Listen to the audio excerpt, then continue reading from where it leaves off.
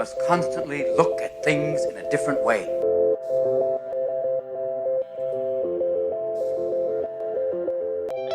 The Healthcare Education Transformation Podcast was created by two physical therapists out of the desire to learn more about the different educational roles in physical therapy and healthcare, and how healthcare education works by talking with educational leaders and people with different perspectives within physical therapy and across interdisciplinary lines on how education can be improved to disrupt the status quo of healthcare education. This is our journey, and thanks for listening. Are you a third-year physical therapy student that excels on tests when you have study guides, checklists, and deadlines? With all of the information available about how to prepare for the NPTE, it's easy to get disorganized and not feel prepared going into the big day. NPTE Prep Success is an online course that provides PT students easy-to-use study guides and step-by-step guidance through the NPTE preparation. To learn more, visit kylericeprep.com. Thank you again all for your continued support, and now for the show. Hello, everybody, and welcome to another episode of the Healthcare Education Transformation Podcast. I'm your host, and my name is Brandon Powen. And today I am joined by two incredibly special guests to really talk about sports, post-professional education, and physical therapy, as today I am humbled to be welcomed by Drs. Danny and Justin Smith. Now, for those of you who aren't aware of these two fine gentlemen, I'll give a little bit of background, then I'll let these guys introduce themselves. I'll start off with Danny here. So Danny Smith is the president, CEO, and founder of Physical Therapy Services. He was the founder for the Center for Athletic Medicine. He is an adjunct professor at Belmont University and Milligan College. And a few other people might know as Danny has served numerous capacities within the sports physical therapy section, being that he received the Turner A. Blackburn Lifetime Achievement Award, as well as the Ron Payton Award, which is the highest award given by the sports section. And Justin Smith is a physical therapist, but also a former trauma nurse turned PT, who is currently the vice president and clinical director for PTS. Well, gentlemen, thank you so much for joining me this evening to share your insight on these topics and these issues. You know, to start off, I recognize that I probably left a ton out of your bio that I know you guys have done so much more. But would you mind sharing a little bit more background information on who you guys are and sharing your stories into how you each kind of got where you are today? Yeah, I'll be happy to kick that one off. And thank you very much for having us on tonight. But my experience in sports PT started 46 years ago. I was living in North Carolina, went through emergency medical technician training, a member of the local rescue squad. They assigned me to a football team. Just so happened it was North Carolina School for the Deaf, which was an interesting season in and of itself. But I was able to apply basically the EMT training that I had back then to the sports setting. I came back to Northeast Tennessee, where my home is. Started graduate school. Got to working in 1977. With the mighty fighting Cyclones of Elizabethton High School, from which I graduated. My wife graduated, my son, my daughter graduated from Elizabethton. I've been with them ever since. And the basic principles that I learned back in the early 70s still hold true today. The one thing that I did find out once the word got out as to what I was doing with the Cyclone athletic program was that a lot of PT students wanted to spend time with me on the sidelines or spend time in a clinic doing formal clinical education to learn as much as they could about sports. And I found out rather quickly that they didn't know a whole lot about sports PT, particularly sports PT for on the field and sideline coverage. Played a lot of games like what if while we're on the sidelines, what would you do if this happened? And found out quickly that PT students didn't know a lot about emergency care, first aid procedures, those kinds of things, and tried to explain to the students that it's very important, especially if you're in a small town like we are. We're in a town of about 12,000 people, and Friday night the football stadium is packed. If we're playing out of town, there's a sign that says, "With the last person out of town, please turn out the lights," because everybody goes. And so something happens on the field. All eyes are on us, on the field. And so we've got to be extremely careful, extremely accurate in what we do, whether on the field coverage, removal of the athlete from play, evaluation thoroughly on the sidelines, and then make a decision as to Are they going to return to play? We're going to hold them and watch them. We're going to keep them out altogether, that kind of thing. And as well as either later that night or the next day, the decision as to, look at them again, go through evaluation again, go through functional testing again, and then make a decision. Do they go to the physician of choice, or do we stay and do the rehab ourselves in the clinic? So, for 40 some odd years, that has worked extremely, extremely well. So that basically has gotten us to where we are now. And then I'll let Justin tell you a little bit about how he got here. My turn? Your turn. Well, again, thanks for having us on. Super excited. This is, I'm a podcast virgin, so I appreciate you for having us on. My story started, I was born and raised in a PT clinic, second generation physical therapist. Like any young kid that comes to a PT clinic, it just looks like a big old playground. And that's really what it was to me. I really enjoyed going to the office and hanging out, and then just one thing led to another. I played sports growing up, played football in college, the walk-on place kicker for ETSU. Found out really quick that I couldn't hold up with these other players, so I was there for to keep the team GPA up, is really what it came down to. Took some classes one semester that went to nothing other than a nursing major, so I'm like, well, how hard can this be? Which it was one of the most difficult things I've ever done. Graduated somehow with my Bachelor's of Science in Nursing in 2003, worked as a trauma nurse for a while, and that really gave me a whole different side of healthcare that I wasn't used to. And basically, if a patient has a pulse and they're breathing, then there's no reason to get in a hurry with anything. So, and that's really helped me in the sports aspect, and especially with the direct access aspect of physical therapy. Decided that working night shift and performing CPR on random strangers is not my thing to do. So I decided to go on to PT school at Belmont University, graduated in 2006. Came back here to beautiful Elizabethton, Tennessee, in Northeast Tennessee. Started working back with Dad to try to milk as much money out of him as I could. Still trying to milk him for as much money as I can. And now I'm giving back to the community that has basically given me so much. In 2008, I set for my SCS and passed it. And then we started a residency in, when was it, 2010, 2011? About, yeah. Started a sports residency, very successful. Shut down a sports residency as well because of, well, we'll get into that a little bit later. But that was basically my path to being where I am today. So. Well, that's really interesting, especially hearing both you guys having such distinct backgrounds with, of course, trauma. I mean, Justin, with you having that nursing background, and Danny, with you doing so much work on the sidelines. I mean, I'm sure, Justin, like you said, that having that background and experience in nursing, I'm sure has led to tremendous benefit when coming on to and helping athletes on the field. So I think that's extremely interesting. And you guys had mentioned, of course, that, the residency program started about 2010-ish.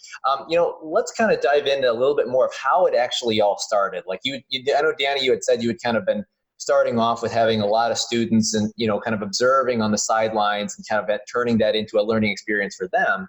But how did it all kind of formally start together into a program?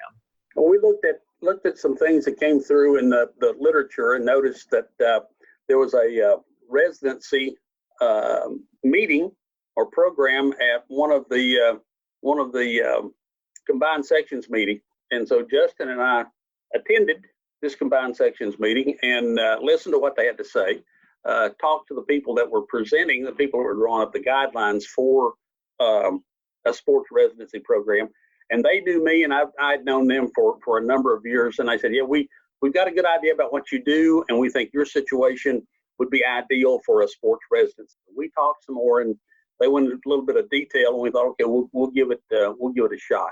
And it seemed like a great idea at the time because we could bring people in specifically for sports that were looking for sports activities from a physical therapy standpoint, and basically teach them what we do and how we do things here in beautiful downtown Elizabethton. And it worked extremely well. We sat down, we had specific goals for the residency program. One, to make them of course a better sports PT, have them complete the sports clinical specialist certification exam.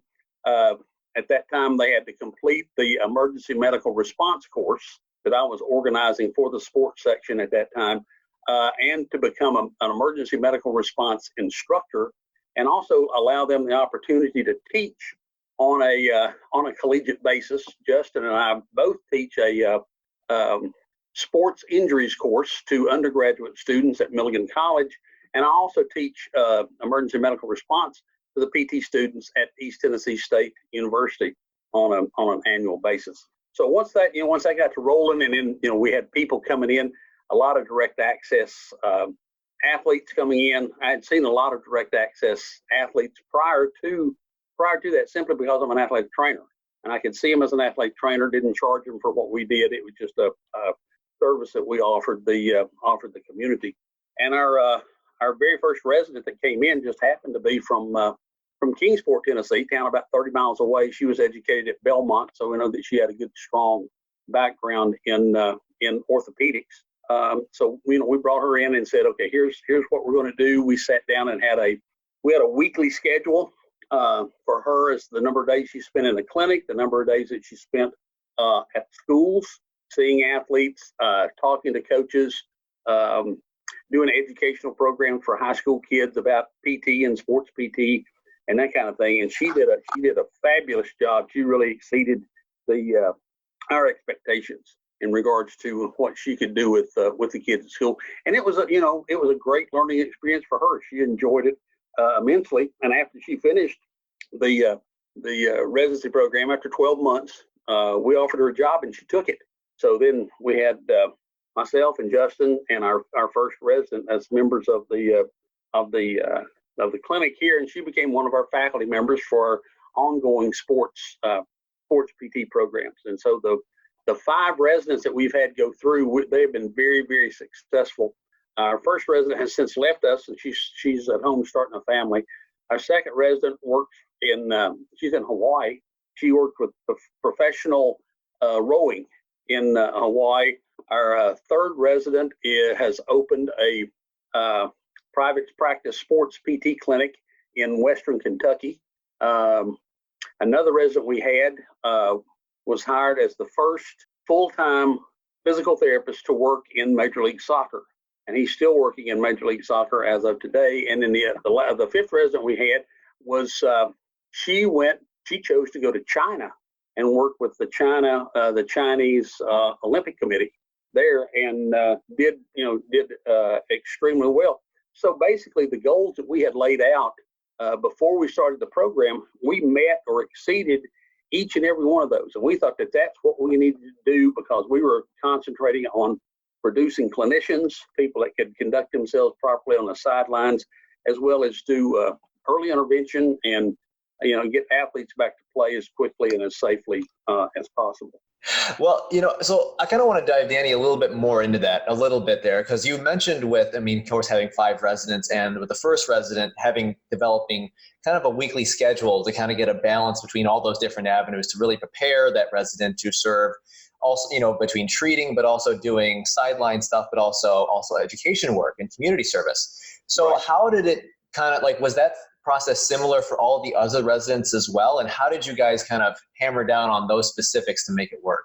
It was similar to the other residents, because we felt as though our first resident, our initial resident, the program was so successful. I mean, we had people in the community, we had people from the school systems, we had coaches calling us and thanking us for having somebody out there on the sidelines and taking care of their kids and all those kinds of things. So we were exceedingly happy with the program. And the way the program ran was that we had topics once a week, and sat down with either Justin or myself for a couple hours once a week. We'd go through these topics, and we basically say, okay, here's what we know, here's what we do.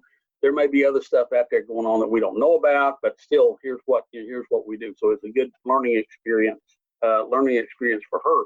So we basically followed that model, because again, geared toward our 5 goals.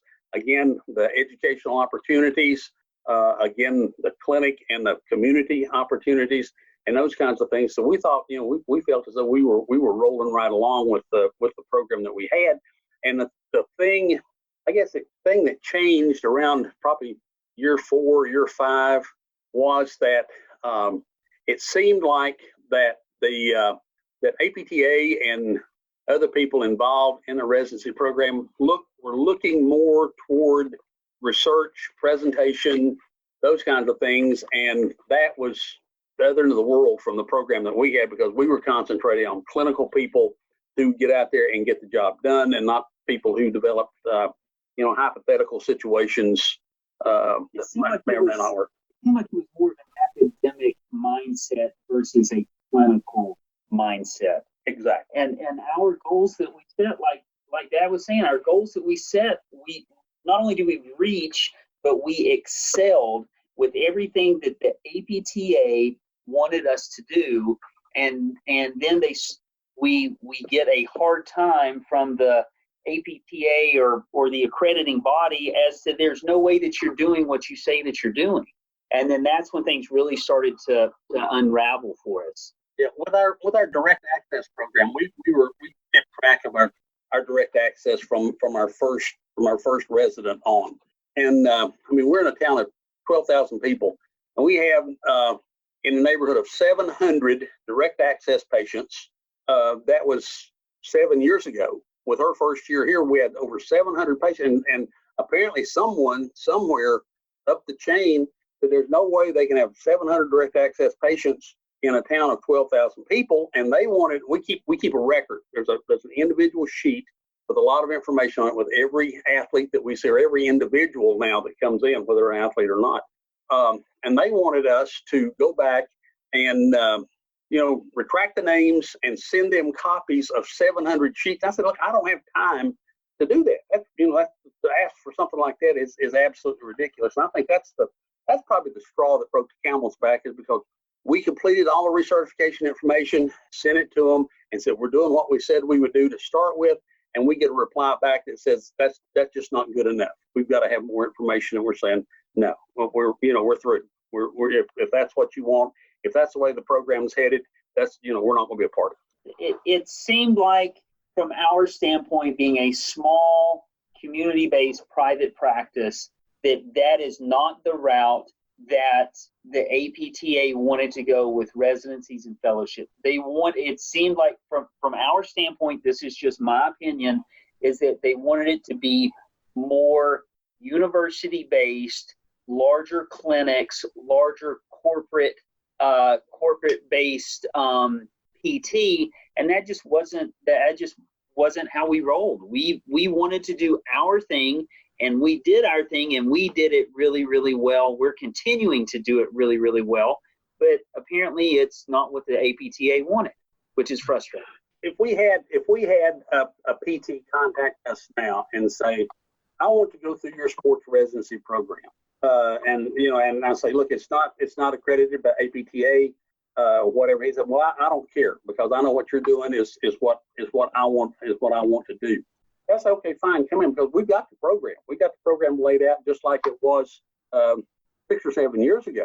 So okay, you can go through our residency program, and when you finish, we'll give you a certificate that says you completed a sports physical therapy residency program through Physical Therapy Services PA in Elizabethton, Tennessee, and just leave APTA out of it altogether, because we know that we can produce the type of sports PT that, at least in our mind, the type of sports PT that needs to be out there in the community.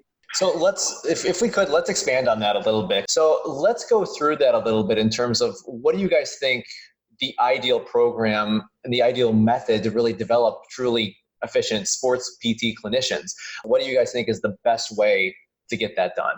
The best way to get it done is, well, like with anybody that wants to do a residency, they've got to be a self-driven individual, and you have to look for your own opportunities. Now, as a company that had a sports PT residency, we were able to help with those opportunities. But one of the things that we also did is they had to develop something within a new sport, whatever that sport happens to be. We had one resident that was interested in basically first responders, firemen and police officers, and then educating them on the roles of sports PT. Now, if these people that want to come in or want to set up a sports resident or a residency, if they're wanting to get that started, that they've got to be established within the community. They have to have the 52-week curriculum laid out, but they have to be very fluid with that curriculum. Because it's not that, hey, we're in the 15th week, this is when we cover ankle injuries. It might be the first day that you're there, you get somebody that walks in off the street that they've got a grade 2 inversion ankle sprain, or they've got a midfoot sprain, whatever it happens to be. You have to be very fluid, and it cannot be I don't see how a very rigid program could do very well within a sports setting. And the other thing is that students that whenever they graduate, if they want to do a residency, and the residency is like, all right, you're going to work 4 8-hour days, and on Friday you're going to do your residency mentoring and all that other stuff. That's fine and dandy. You're going to work your 32, and then you're going to do your one-on-one. In a sports PT world, that doesn't exist. My average hours worked per week, not including game coverage, is 50-plus hours a week. And then on top of that we have game coverage. So within a sports PT residency, you have a lot of hours that you have to be involved with. And that's just being there for the community that you cover, the school that you cover, or whatever it happens to be. And you have to be fluid. You have to be flexible. If you don't allow that, you're going to fail as a residency site and as a resident.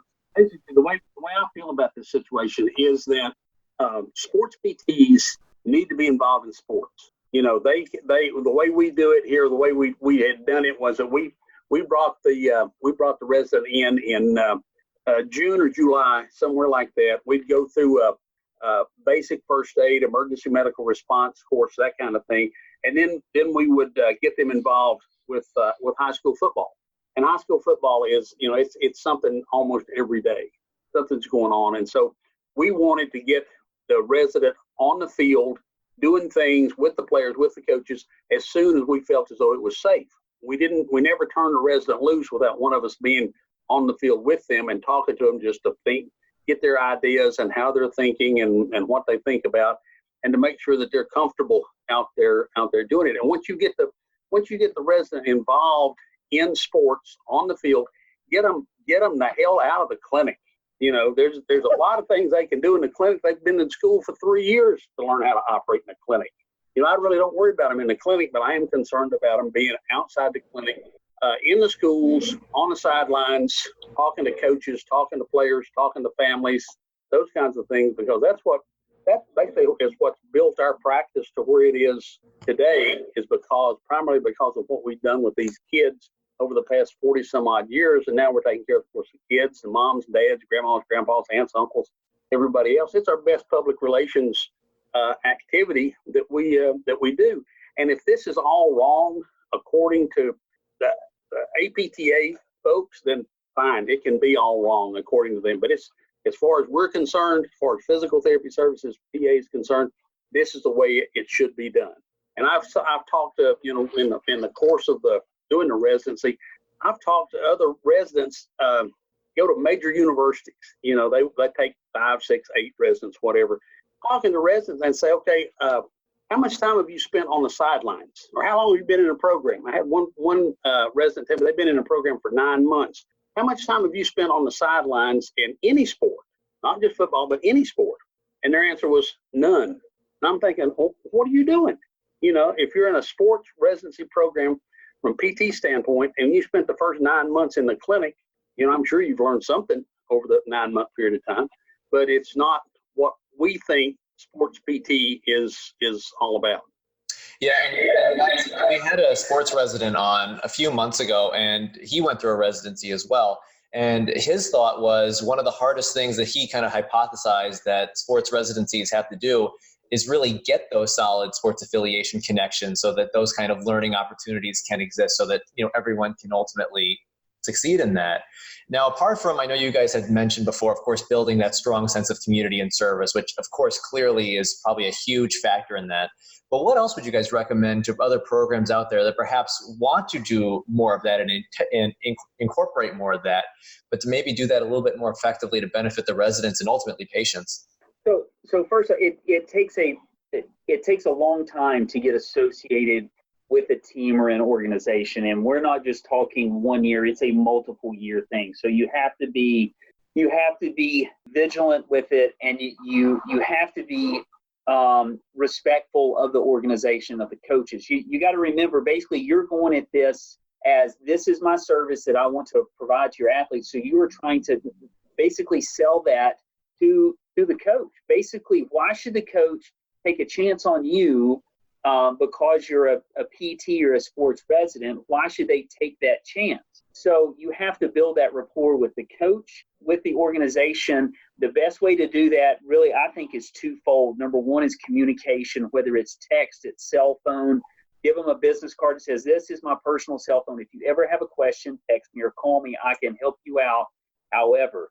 And then number two is just being there. I think that's the biggest thing, is being there on the sidelines, available. And then making sure that whatever you do, at the back of your mind, you need to say, listen, if this was my kid, if this was my son, my daughter, my brother, my sister, my mom, or my dad, what would I want done? And as long as you keep that in mind and you address their issues, and you get them back to play as quickly and as safely as possible, then you're good. So I can't tell you how many coaches I've said that, or that I've talked to, they said, well, we don't want to send people to this doctor or this physician or this provider, because every time we send them, they're out for 6 weeks, they're out for 8 weeks, they're out for 12 weeks, and there's the season gone when it's something as simple as an ankle sprain. When an ankle sprain, we can have them back within 24 hours, depending on how severe it is. You can have them back really quick. So, and it's not that these other providers don't know what to do. It's just they don't know how to properly handle sports injury acute care cases. The other thing is, if I had one solid recommendation for residency programs, people that are applying, and even residency programs that were out there, if I were at APTA and I could wave my magic APTA wand, the first question I would ask is, what are the sports that the sports residency program is affiliated with, and what are the opportunities for sideline and courtside coverage for my resident? Instead of having them there for 9 months and they never get on the field. So that's to me, that's the basis. That's what the whole program is built on, is being able to see these kids when the injury occurs, accurate diagnosis and accurate management of the injury after it occurs. And it's like Justin said, we get ankle sprains back in less than a week. And that's because within 30 seconds after the injury occurs, one of us is on the sidelines. You've got a sports clinical specialist with anywhere from 10 to 40 years of experience on top of them, making a diagnosis and deciding where they need to go, the disposition of the athlete. And that in and of itself is a sports PT program, the way we look at it from a clinical standpoint. Yeah, and guys, I kind of want to dive into one avenue, because I know I haven't taken the SES personally, but I've talked to a couple of sports residents who have.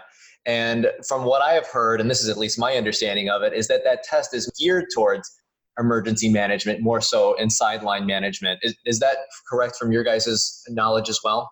Well, I've heard, I've been teaching that emergency response course for a number of years, and I started the course for PTs really. And the thing that I've heard from people on the Sports Specialty Council is that, number one, that the emergency care part is probably 15 to 20% of the exam.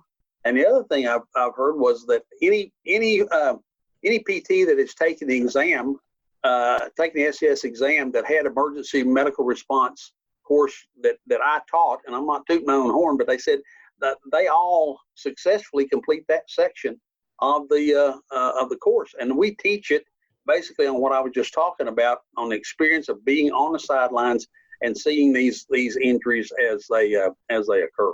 But the other thing from a sports PT standpoint that you've got to realize that if you're a sports PT and you're working with an athletic program, more than likely, especially on the high school level, more than likely you are the most medical person present. So anything that happens, all we've talked about tonight is trauma, but we've had instances of illness, very serious illness, requiring hospital admission. Send them to the hospital in an ambulance. This happens to coaches and to fans, and occasionally we have players. We've had officials go down that we've had to send off to the hospital. So we have to deal not only with trauma, but we have to deal with illness. You've got to be able to recognize illness when it occurs, not just something like a joint, instability, that kind of thing. So it's more than just trauma, and the residents have got to realize that. And do you think that, knowing from what you know about the SCS, do you think that exam is pretty comprehensive of all those different avenues to really test a sports resident on all those aspects that you guys were mentioning to be a successful clinician in this setting? No, sir. Okay. I don't think that anyone, but I'll simplify things because I'm a little old country boy from Tennessee and like things that are simple. But simply stated, no one should be able to go out and claim to be a sports clinical specialist that can't tape an ankle and that can't demonstrate, 3 or 4 or 5 special tests related to knee instability or a shoulder injury or something like that to have a practical component to that test. If you're a good test taker, you can pass that test. That's just all there is. That's just all there is to it. If you're a good test taker, you can pass the test, and it really, really needs to have a practical component to it. There's so much hands-on stuff that comes with any of these advanced testings with SCS, OCS, neurological, and all that stuff. It would be really hard for them as a test unless there is some sort of hands-on component. And I don't know how they would do it. I know ATCs used to do it whenever they would take their tests. It would be very hard for them to do it. I think they do as good of a job as they can do with testing these people. But the biggest thing is that I think that these new grads that are doing residencies or doing sports coverage or whatever, they need to get as many hours as possible, and hopefully as many hours as possible under the direct or indirect supervision of another PT that's a sports clinical specialist that can help to guide them whenever they have difficult situations. I think that there's no substitute for experience, and that's what it comes to. So you got to work a lot of hours. This is not a 40-hour-a-week thing. If you're coming into this thinking that, hey, I want to do my 32 or my 40 hours and be done, no, you better be ready to put in 50, 60-hour weeks. And that's just it. 30 to 40 hours in the clinic, and then the after hours coverage, the weekend coverage of the games. And basically every hour that you spend outside of the clinic in a residency, in a sports residency, covering an event is an hour that you're investing in yourself. And as hopefully residents are out there listening to this, or people that are wanting to do residencies, you've got to invest in yourself. So every hour that you spend outside of the clinic working those games, sideline coverage, late nights, in the rain, it's nasty. You got to get up, be at the clinic at 7 a.m. in the morning. You're not getting back on the bus until 1 o'clock in the morning. You're investing all that time in yourself. So, and it's not time wasted. The other thing is, for those people who are doing sideline coverage or have an opportunity to do sideline coverage, you're not going to be busy the whole time that you're out there. Hopefully you won't be busy.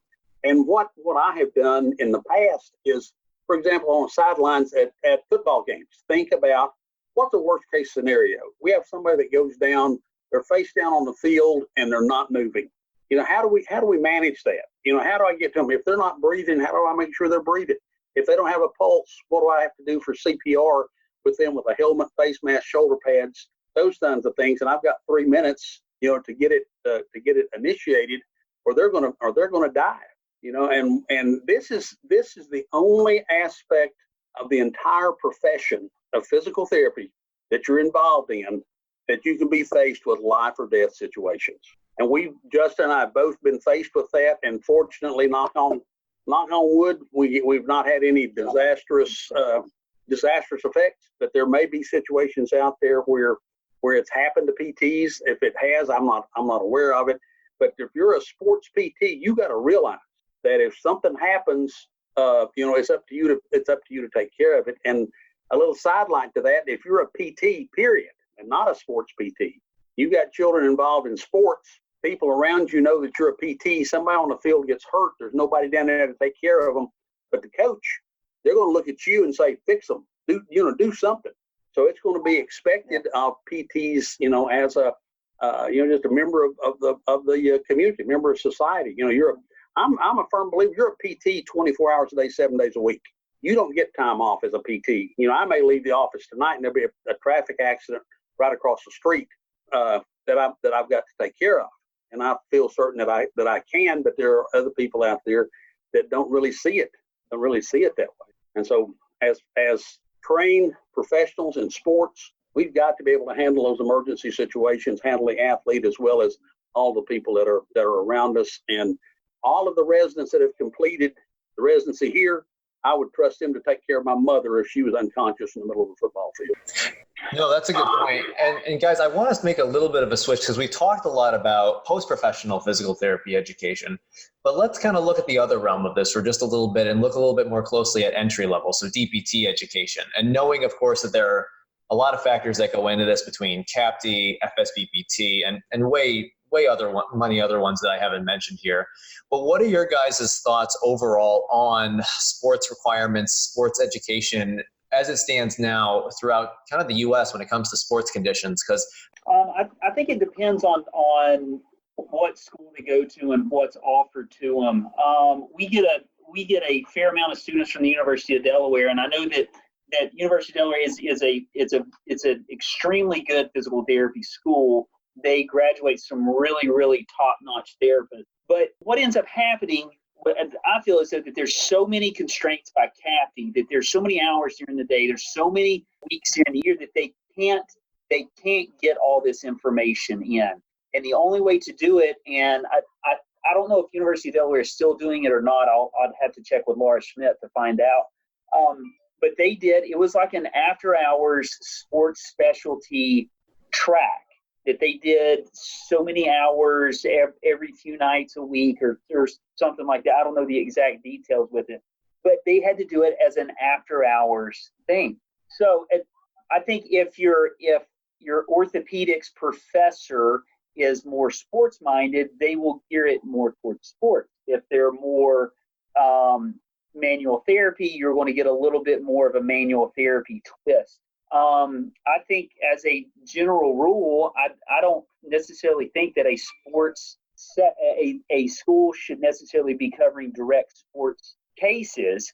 However, the general student, when they graduate, should be able to handle a generalized orthopedic injury, whether it's on the field or not. Now, with that being said, every student that graduates from a physical therapy school, from a DPT school, and they want to call themselves a doctor, they need to be able to handle any emergency medical situation that arises. Anything from a stroke to a heart attack to a respiratory distress to an allergic reaction to a spinal cord injury to whatever it happens to be. And it's not just that needs to be in the program. Hell, that's part of being a decent human. I mean, it's very simple. You need to be able to give back to your community, and that's one of the best ways of doing it. So, I mean, they've got coaches now that are coaching Little League soccer that they've got to have basic first aid and CPR and know how to use an AED. And why, we as a doctoral level program, can't get these kids educated on how to handle basic emergencies. Hallelujah. I agree with that 100%. I guess he's picked that up somewhere along the way. But I think when I started with the emergency medical response program, it was at a charge from the executive committee of the sports section to develop a cadre of instructors. And my goal was to see this emergency medical response in every PT program in the country. I teach at East Tennessee State University, I teach at Belmont. We just got a new program that we're going to teach this summer at High Point University in North Carolina. There's about 20 programs, I think, that make this emergency medical response part of their regular curriculum. And the thing that concerns me is that now that we've gone to this direct access, we've got all these people coming in that have not been fully vetted by a physician to see if they have any underlying situations, and we're exposing ourselves to a lot of liability if something comes up like Justin said, like a stroke or a heart attack or an allergic reaction or something like that, and we're not capable of handling that. I got an email not long ago from a program director where we've gone in and taught the program that told me that one of their students was doing one of their final clinical rotations in a spinal cord injury center, and they had some problems with a spinal cord injured individual, developed some autonomic reflexia, had difficulty breathing, that kind of stuff. And the message from this clinical director said the only person in the clinic who knew what to do was this PT student that had the emergency medical response course. And so for these people to turn their nose up and say, no, we don't need it, no, we're not going to use it, well, hopefully you won't. You won't ever need it, you won't ever use it. And I use the same principle that where I was guided in the emergency medical technician program and applying that to sports. But you can take the EMT information and emergency medical response information, you can apply it to the clinic. We've got emergencies in the clinic. I've had emergencies come up in a classroom. I've had emergencies come up, all over town, those kinds of things. And we're quite capable of handling those things. And I'd love to see every PT in the country have that, have the ability to at least stabilize someone until more advanced medical personnel arrive. I've even heard a few programs that have kind of recognized that, there's not a lot of breathing room or a lot of time really to formally add stuff into the curriculum to address some things that I know they want to. A couple examples is at Columbia, they've kind of created a student-run elective. And actually, interestingly enough, my alma mater actually created a sports mentorship program. So a select number of students who want to go more into sports, they go through like weeks and weeks, and they go through those things. And they really target and focus more of an emphasis on that. So at least from my limited perspective, I'm happy to see that there's some things that are taking place to at least start to get that going. But I recognize also too, Danny, that it's not the exact same level as the emergency response training that you're talking about. Well, I also serve as an emergency medical response instructor trainer, and I've gone to a number of universities. Creighton University comes to mind, and we had probably six faculty members who went through emergency medical response instructor training. And so it's not that they have to pay to have someone like me or Justin come in to teach the course. They have the people on site, and they do it every year as part of their curriculum. Now, whether it's regular curriculum or whether it's something extra, I don't know. But anyway, we have trained a number of faculty members to teach this course, and it's not all that hard. It's a lot of it just common sense in what to do and maintaining your composure while you're doing it. So we have the capabilities of spreading this program just about as far and wide as anybody wants to spread it. Good. And guys, I should have mentioned this a bit earlier, but knowing that, of course, the program is still active, just not formally accredited by the APTA and APTRI, if there is a resident or someone who wants to look into that more, how can they do that? And they probably want to know, what would the cost be? So with us, that's another thing that really kind of upset me, was that I find out that there are residency programs that charge these people to come in and participate in the residency program. We don't do that. We don't charge them anything. We pay them a salary. We pay them, it's probably about 75% of what we pay a regular new grad to come in and do that. So, they make a decent living, and the 25%, we hold that back just because it takes our time, to spend extra time with them. So it's just not fair to pay them a regular salary coming in.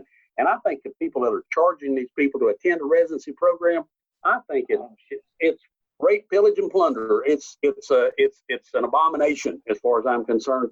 No PT should have to pay money to an organization to be a resident because they're working in the clinic and they're making money for the clinic as it is. So why they have to pay money on top of that? It's ridiculous, but it's they do an excellent job of marketing their programs because they got a lot of people that are taking advantage of it. But we have never accepted a dime from a resident, and I think it's a shame that APTA let these residencies get away with that, because that's the way it was originally set up when we first talked about establishing a residency program. And about 75% of a regular starting salary is appropriate in this situation, and they tried to do that so there wouldn't be competition between the residency sites. I'm going over here because they pay $5,000 a year more, as opposed to going over here. So, that's my, that's like saying East Tennessee, that's my high horse, and I'm going to ride it to town. Yeah, and because we're being recorded, I'm gonna mind my P's and Q's, unlike my father. But if somebody wanted to contact us, whether they wanted to do the residency through us, we could at least point them in the right direction. They could pick up the phone and call area code 423-543-0073, or they could email me at the letter J Smith at ptstn.net. That's the letter J Smith at ptstn, like Physical Therapy Services Tennessee.net. And we'll be happy to at least point them in the right direction. But I got to, if anybody does contact me, the first thing I'm going to ask them is why. Why do you want to do this? So, and that's one of the being a residency graduate makes you more marketable, but it doesn't necessarily mean that you're going to make more money. So if you're doing it to make more money, then you're doing it for 100% the wrong reason. Right. We do ask this one final question at the end of every single episode because, of course, our podcast is called the Healthcare Education Transformation Podcast. Now, of course, you guys feel free, if you want to reiterate a point said already or choose something different, it's completely fine. But here's the question. If you could change one aspect of healthcare education, whether that be physical therapy or other healthcare provider related, which aspect would you change and how would you change it? That's a very difficult question, simply because our practice is so it's education, and in a way it's education based, but it's clinical education based as opposed to formal didactic education, that kind of thing. I think that if there's one thing that people in academia could do or should do is be more aware of what is going on in the clinic, and more importantly, what's going on in the community. What are the needs of the community? For years and years and years, since the origin of the PT profession, PTs have always marketed to physicians and the other healthcare providers, to refer patients to them.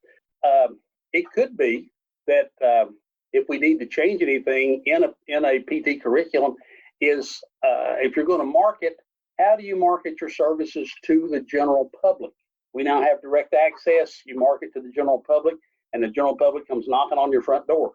So how do you do that and do it appropriately? And the other thing I found out when I first passed the SCS exam a number of years ago, and I was so excited, about it. Went to our team physician that we had, that he and I had worked together for years. I said, I just passed my SCS exam. He said, what's that? Sports clinical specialist. Well, what does that mean? And then it dawned on me, outside the PT profession, SCS doesn't mean much at all. It's just PTs that can appreciate that. And I've also found out that the term direct access doesn't mean a whole lot in the community. Outside the PT community, it doesn't mean much. So if somebody could address that aspect of our profession, how we market ourselves to the general public, so the general public gets a better idea of what we do. The one thing that I would change, adapt, adjust, whatever, to the educational system within the physical therapy school realm. Oh man, geez. I think that the biggest thing that I would do is allowing the students to have more clinical time. They need to be in the clinic from day one when they get in the school. whether it's a half a day a week or whatever, even if they know absolutely nothing, these students, and all right, so I'm going to get in a lot of trouble for saying this. Our PT students are becoming smarter and smarter and smarter, but socially, they are becoming dumber and dumber and dumber. And I'm going to get burned up for saying that, but it's 100% the truth. One of the biggest things we look at with students whenever they come in for their first rotation, their second rotation, is can they hang on to a conversation with a patient? Do they know how to talk to people? Are they an active listener? So I think just getting them in the clinic as quickly as possible to where they can learn how to talk to patients, learn how to talk to people, how to interact with different professions. So I think that would be my adjustment. So personally speaking, I think that was probably the biggest revelation for me when I actually started doing more reps in the clinic and got more comfortable, and then finally recognized that, wow, my communication sucks. Yeah. And it's not just learning how to communicate, but then you got to learn how to read patients to see how the patient is going to interact with you and how to adjust your interactions to each patient with each condition.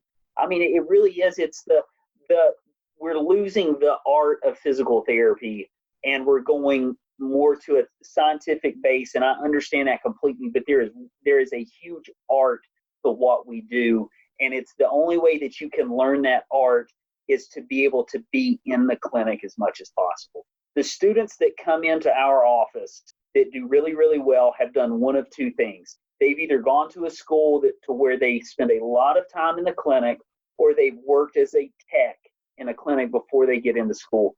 Those people do absolutely fantastic. Not that they're smarter, but they've got a little bit better of a work ethic, number one. And number two, they know how to talk to people. And that's what it comes down to. They know how to sell physical therapy, and they know how to get patients to buy into it.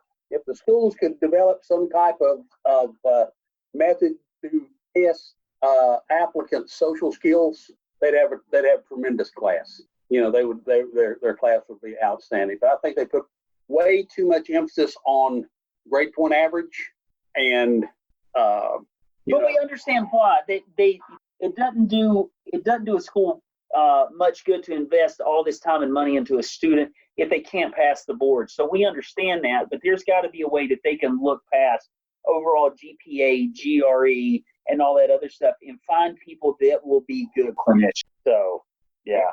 Yeah, no, I think that's a really, really good answer. And we've actually heard a different way of it, but we've heard something similar before to both of those responses. And I think there is, at least from my understanding, there is an awareness that we can't just look at just numbers. We have to look at some of these soft skills in our applicants to really see kind of who we let in. So I'm liking that.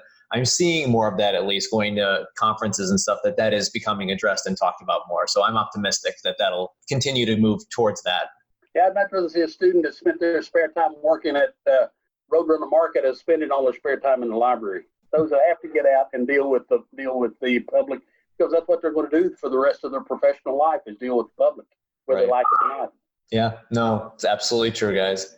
Well, guys, I want to thank you guys for coming on and sharing your guys' insight to everything here, as I've definitely learned a lot, and I hope others can as well.